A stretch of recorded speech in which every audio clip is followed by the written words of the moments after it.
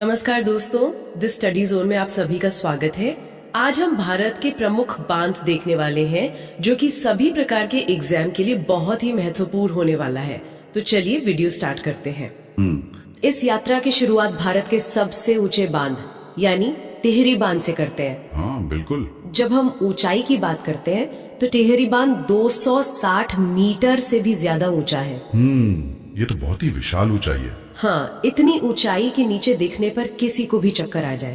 तो अगर हम इस ऊंचाई के मनोवैज्ञानिक प्रभाव को सीधे इसके नाम से जोड़ें तो क्या अर्थ निकलता है? देखिए, अगर कोई इंसान इतनी ज्यादा ऊंचाई पर खड़ा हो तो उसकी स्वाभाविक प्रतिक्रिया क्या होगी? जाहिर है वो वहाँ सुरक्षित महसूस नहीं करेगा, डर तो लगेगा ही। बिल्कुल। तो अत्यधिक ऊंचाई पर कोई भी इंसान लंबे समय तक ठहर नहीं सकता और इसी ठहर शब्द में इस बांध का रहस्य छिपा है। अच्छा, टिहरी और ठहर। हाँ, टिहरी शब्द को बोलने पर उसमें ठहर की एकदम स्पष्ट ध्वनि आती है ना? हाँ, वो तो आ रही है। फिर आगे? अब जब इंसान वहां ठहर नहीं पाता तो वो क्या करेगा? वो तुरंत वहां से भाग जाएगा। अरे वाह! और भाग जाने की इसी क्रिया से उस नदी का नाम बनता है जिस पर ये बना है, यानी भागीरथी। ओहो, मतलब जहाँ ठहर ना सके और नतीजा ये कि वहां से भाग जाए, यानी भागीरथी नदी। ये तो ऊंचाई के संदर्भ में बहुत ही सटीक बैठता है। हाँ बिल्कुल। ऊंचाई के बाद अब विशालता और फैलाव की बात करते हैं। हीराकुंड बांध भारत का सबसे लंबा बांध है। हाँ, अगर मुख्य बांध और उससे जुड़ी दीवारों को मिला लें तो ये 25 किलोमीटर से भी अधिक लंबा है। बाप रे, इतना बड़ा! इतने बड़े पैमाने पर फैले इस ढांचे को इसके शाब्दिक अर्थ से कैसे जोड़ा जाए? इसके लिए इस बांध के नाम के पहले हिस्से पर ध्यान देते हैं, हीरा। हाँ, हीरा। हीरा प्रकृति में पाया जाने वाला सबसे मूल्यवान और सबसे बड़ा आभूषण माना जाता है। इस शब्द से ही एक विशालता और भव्यता का एहसास होता है। सही बात है। अब जो चीज इतनी बड़ी, इतनी भव्य और मूल्यवान है, उसे किसी साधारण या छोटी जगह पर तो नहीं रखा जा सकता ना? हाँ, बिल्कुल नहीं। इतने विशाल हीरे को समाने के लिए नदी भी वैसी ही विशाल होनी चाहिए। इसलिए इस हीरे का संबंध किसी महान नदी से ही हो सकता है। अच्छा, तो विशाल हीरे के लिए महान नदी, मतलब हीराकुंड बांध महानदी पर स्थित है। ये तो एकदम स्पष्ट है। विशालता को सीधे महानदी के आकार से जोड़ दिया। हाँ, एकदम सीधा सतर्क है। अब एक तकनीकी श्रेणी पर आते हैं, मतलब गुरुत्वाकर्षण बांध या ग्रेविटी डैम। हाँ, भाखड़ा नांगल भारत का एक बहुत ही प्रमुख और ऊंचा गुरुत्वाकर्षण बांध है। पर इससे पहले कि हम नाम पर आए, मैं यहाँ थोड़ा रुकना चाहूंगी। ये गुरुत्वाकर्षण बांध का सिद्धांत असल में काम कैसे करता है? ये बहुत ही महत्वपूर्ण सवाल है। देखिए, एक गुरुत्वाकर्षण बांध अपनी ही संरचना के भारी वजन पर निर्भर करता है। अच्छा, वो कैसे? मतलब नदी के पानी का काम है आगे की ओर धक्का देना, जो एक हॉरिजॉन्टल दबाव बनाता है। इसके विपरीत बांध के विशाल कंक्रीट का वजन गुरुत्वाकर्षण के कारण सीधे नीचे की ओर काम करता है। ओ, तो वो नीचे की ओर जाने वाला भारी बल पानी के धक्के को रोक देता है। बिल्कुल, ये गुरुत्वाकर्षण बल के उपयोग का बहुत ही बेहतरीन विज्ञान है। तो मतलब ये बांध अपने खुद के भारीपन से पानी को धकेलता है। अब अगर इस विज्ञान को शब्दों के खेल से जोड़ना हो तो भाखड़ा को हम गुरुत्वाकर्षण के साथ कैसे याद रख सकते हैं? इसे ऐसे देखते हैं, बांध का नाम है भाखड़ा, जो सुनने में भांगड़ा नृत्य जैसा लगता है। हाँ, भाखड़ा और भांगड़ा। अब भांगड़ा में बहुत अधिक उछल कूद होती है ना? ये लगातार गुरुत्वाकर्षण के विरुद्ध जाने और हवा में उछलने की प्रक्रिया है। हाँ, उसमें तो काफी जोर लगाना पड़ता है। बिल्कुल, लेकिन इस ऊर्जावान नृत्य को करने के लिए या गुरुत्वाकर्षण के खिलाफ जाने के लिए इंसान को सबसे पहले जमीन पे स्थिर होना पड़ता है। मतलब बैलेंस बनाना पड़ता है। हाँ, उसे अपनी जगह पर सेटल होना पड़ता है। बिना सेटल हुए आप भांगड़ा नहीं कर सकते। अच्छा, और इसी सेटल शब्द में उस नदी का नाम छिपा है। सेटल से बनता है सतलज। अरे वाह!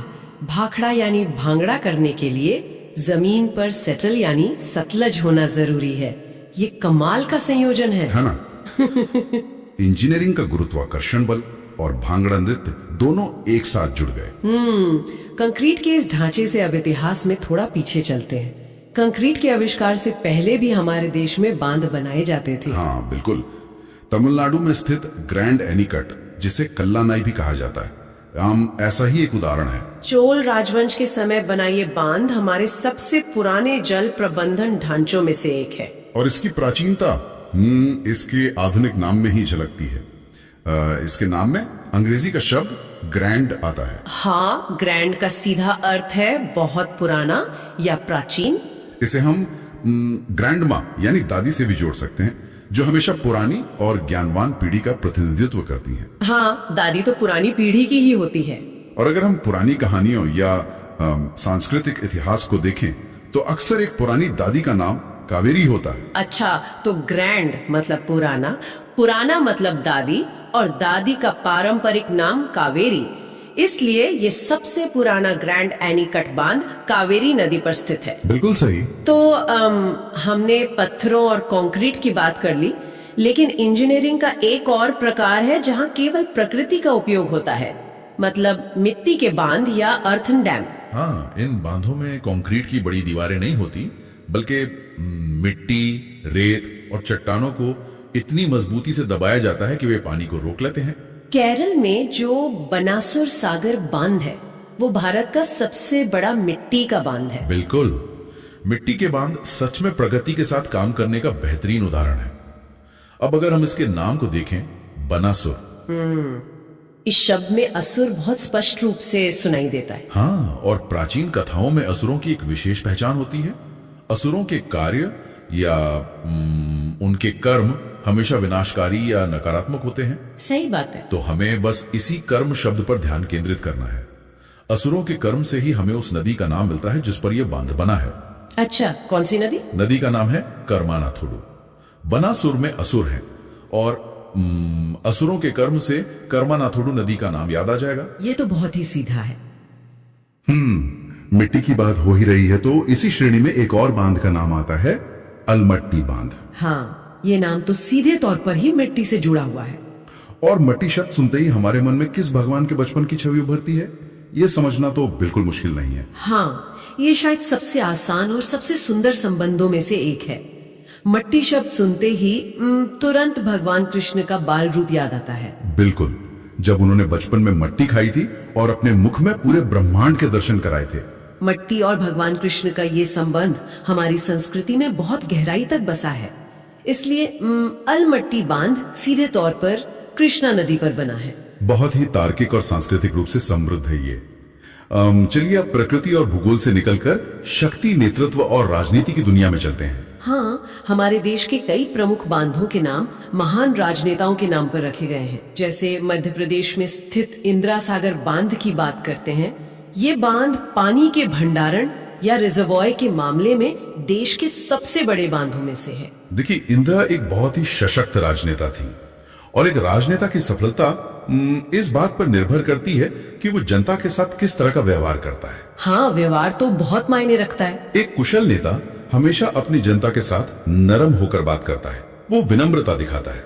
और इसके साथ ही एक सच्चा नेता हमेशा अपनी जनता के मध्य यानी उनके बीच में उपस्थित रहता है। ओहो, तो यहाँ हमें दो संकेत मिलते हैं। बिल्कुल, नरम होने से हमें नदी का नाम मिलता है नर्मदा, और जनता के मध्य रहने से हमें राज्य का नाम मिलता है मध्य प्रदेश। नेता नरम होता है और मध्य में रहता है।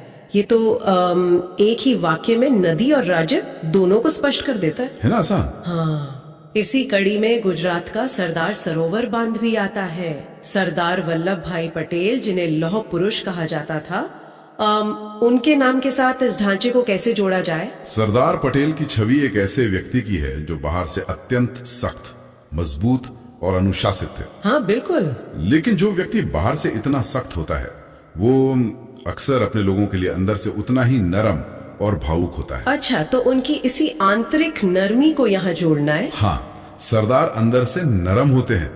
इसी नरम शब्द से हमें फिर से नदी का नाम मिलता है।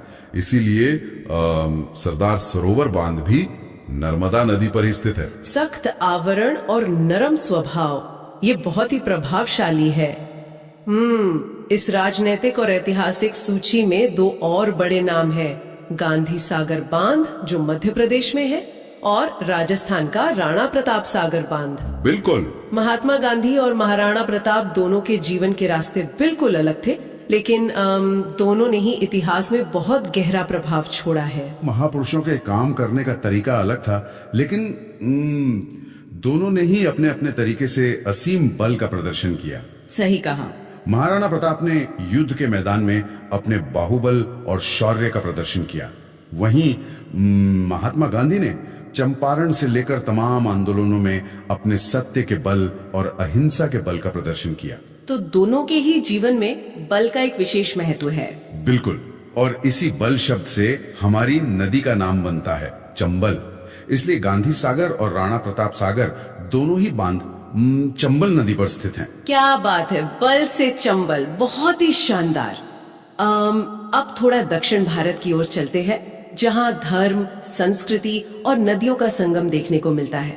कर्नाटक में स्थित कृष्णा राजा सागर बांध की बात करते हैं। हाँ, ये बहुत ही रोचक स्थिति है। बिल्कुल, क्योंकि इस बांध के नाम में कृष्णा शब्द है, लेकिन ये बांध कृष्णा नदी पर नहीं बल्कि कावेरी नदी पर स्थित है। ये विरोधाभास क्यों है? ये विरोधाभास नहीं है, बल्कि एक बहुत ही गहरा सांस्कृतिक संबंध है। देखिए, गोदावरी को दक्षिण गंगा कहा जाता है, लेकिन कावेरी को भी साउथ इंडिया की गंगा का दर्जा प्राप्त है। हाँ, दक्षिण भारत में इसका धार्मिक महत्व गंगा नदी जितना ही है। बिल्कुल। अब इस संबंध को समझते हैं। कृष्णा स्वयं एक आराध्य भगवान का नाम है और कावेरी नदी का महत्व भी भगवान या पवित्र गंगा के समान ही है। अच्छा, तो कृष्णा एक भगवान है और कावेरी नदी का दर्जा भी भगवान जैसा ही पवित्र है। इसलिए कृष्णा राजा सागर बांध कावेरी नदी पर स्थित है। ये बात स्पष्ट हो गई कि दोनों ही नाम अत्यधिक धार्मिक पवित्रता को दर्शाते हैं। अब थोड़ा उत्तर पूर्व की ओर बढ़ते हैं और फरक्का बराज की बात करते हैं, जो कि गंगा नदी पर स्थित है। हाँ। अक्सर एक सवाल आता है कि ये बराज विशेष रूप से प्रयाग से कोलकाता के बीच के क्षेत्र में ही क्यों बनाया गया है? इस सवाल का जवाब भूगोल और पानी की मात्रा में छिपा है। प्रयाग वो स्थान है जहाँ 3 प्रमुख नदियां मिलती हैं, गंगा, यमुना और सरस्वती। हाँ, वहाँ उनका संगम होता है। तो जब ये 3 विशाल नदियां एक साथ मिलती हैं, तो पानी की मात्रा अचानक बहुत अधिक हो जाती है। इतनी बड़ी मात्रा में पानी होने के कारण ही बड़े जहाजों का वहां चलना संभव हो पाता है। अच्छा, जहाजों के परिवहन के लिए पानी की गहराई आवश्यक है। बिल्कुल। इसी कारण से प्रयाग के बाद गंगा नदी पर फरक्का बराज का निर्माण किया गया, ताकि इस जल मार्ग का उपयोग परिवहन के लिए सुचारू रूप से किया जा सके। 3 नदियों के मिलने से पानी का बढ़ना और जहाजों का चलना, ये बिल्कुल तार्किक है। और क्योंकि हम बराज की बात कर रहे हैं, तो हरे के बराज का उल्लेख करना भी आवश्यक हो जाता है। हाँ, जो कि पंजाब में स्थित है। इसके पीछे केवल भूगोल नहीं बल्कि कुछ और भी दिलचस्प कारण है ना? बिल्कुल। हरिके बराज के पीछे अंतर्राष्ट्रीय संधियां काम करती हैं। सिंधु जल समझौते के तहत नदियों के जल का बंटवारा किया गया है। तो इसका बराज से क्या लेना देना? इस समझौते के कारण उत्तर की जो ऊपर की 3 नदियां हैं, उन पर भारत बांध नहीं बना सकता। वो पानी आगे बहने देना होता है। ओहो, अच्छा। अब जब पहली 3 नदियां छोड़ दी गई, तो भारत के अधिकार में उसके बाद की नदियां आती हैं। इसलिए जहां चौथी और 5वीं नदियां आपस में मिलती हैं, वहीं पर इस ढांचे का निर्माण किया गया। तो ये चौथी और 5वीं नदियां कौन सी हैं? ये नदियां हैं ब्यास और सतलज, और इसे याद रखने का एक बहुत ही सरल तरीका है। वो क्या है? अंग्रेजी के बी अक्षर से बराज बनता है और उसी बी अक्षर से ब्यास नदी का नाम शुरू होता है। ऊपर की 3 नदियां छोड़ने के बाद चौथी और 5वीं नदियों के संगम पर यह महत्वपूर्ण बराज बना है। 5वीं नदियों की गिनती और बी अक्षर का सीधा संबंध है। ये बहुत ही रोचक जानकारी है। अब हमारे पास कुछ और महत्वपूर्ण बांधों के नाम बचे हैं। हाँ। आइए एक तेज शाब्दिक खेल का दौर चलाते हैं, ताकि बाकी नाम भी आसानी से स्पष्ट हो जाएं। सबसे पहले बात करते हैं गुजरात के उकाई बांध की। इस नाम में उकाई शब्द है। उकाई का अर्थ होता है जी मिचलाना या उल्टी आने जैसी भावना होना। हाँ, अब ये सोचने वाली बात है कि एक स्वस्थ इंसान को उकाई कब आती है? कब आती है? जब कोई व्यक्ति बाहर बहुत तेज और तपती हुई धूप में निकलता है, हाँ। तो शरीर के गर्म होने के कारण अक्सर उकाई आने लगती है। ओहो। तपती धूप से हमारी नदी का नाम बनता है ताप्ती। उकाई आती है तपती धूप में, इसलिए उकाई बांध ताप्ती नदी पर है। बिल्कुल सही। उकाई और तपती धूप बहुत बढ़िया। अब बात करते हैं आंध्र प्रदेश के सोमशिला बांध की। इसे किस तरह से याद रखा जा सकता है? सोमशिला के नाम की शुरुआत सोम शब्द से होती है। प्राचीन भारतीय इतिहास में सोम रस का बहुत उल्लेख मिलता है, जिसे एक बहुत ही मूल्यवान पेय माना जाता था। हाँ, सोमरस का नाम तो सुना है। अब अगर किसी व्यक्ति को सोमरस मिल जाए तो वो क्या करेगा? हर कोई उस सोमरस को पीना चाहेगा ना। जाहिर सी बात है। इसी पीना शब्द को अगर हम थोड़ा सा उच्चारण के स्तर पर बदलें तो हमें नदी का नाम मिल जाता है, पेन्ना नदी। सोमरस को पीना है, इसलिए सोमशिला बांध पेन्ना नदी पर स्थित है। वाकई बहुत ही रचनात्मक तरीका है ये। इस तेज खेल में अगला नाम है श्री शैलम बांध। ये नाम तो अपने आप में ही पूरा रहस्य खोल देता है। इस बांध के नाम की शुरुआत श्री शब्द से होती है। हाँ, श्री। श्री शब्द का प्रयोग हमारी संस्कृति में हमेशा आदर, सम्मान और विशेषकर भगवान के नाम के आगे किया जाता है। जैसे हम अक्सर कहते हैं श्री कृष्णा। अच्छा, बस इसी श्री कृष्णा से हमें नदी का नाम मिल जाता है। श्री शैलम बांध सीधे तौर पर कृष्णा नदी पर बना है। एकदम सही। शब्दों की ये यात्रा वाकई बहुत ही मनोरंजक और ज्ञानवर्धक रही है। इस पूरी चर्चा को समेटने से पहले उन बांधों का भी जिक्र कर लेते हैं जिन्हें याद रखने के लिए किसी शाब्दिक खेल की भी आवश्यकता नहीं है। हाँ, क्योंकि इन बांधों के नाम और इनकी नदियों के नाम बिल्कुल समान है। जैसे तुंगभद्रा बांध, जो कि सीधे तुंगभद्रा नदी पर ही स्थित है। रिहंद बांध रिहंद नदी पर है। कोयना बांध कोयना नदी पर है। और हिमाचल प्रदेश का बैराशूल बांध भी बैराशूल नदी पर ही स्थित है। इसके साथ ही एक नाम और जुड़ता है, मैटूर बांध। इसे भी हम अलमट्टी की तरह मिट्टी से जोड़ के देख सकते हैं और ये भी कावेरी नदी पर ही स्थित है। हाँ, इन अंतिम नामों में कोई जटिलता नहीं है, वे अपनी पहचान खुद ही स्पष्ट कर देते हैं। तो आज हमने देखा भारत के प्रमुख बांध। उम्मीद है ये वीडियो आपको पसंद आया होगा, तो वीडियो को लाइक एंड शेयर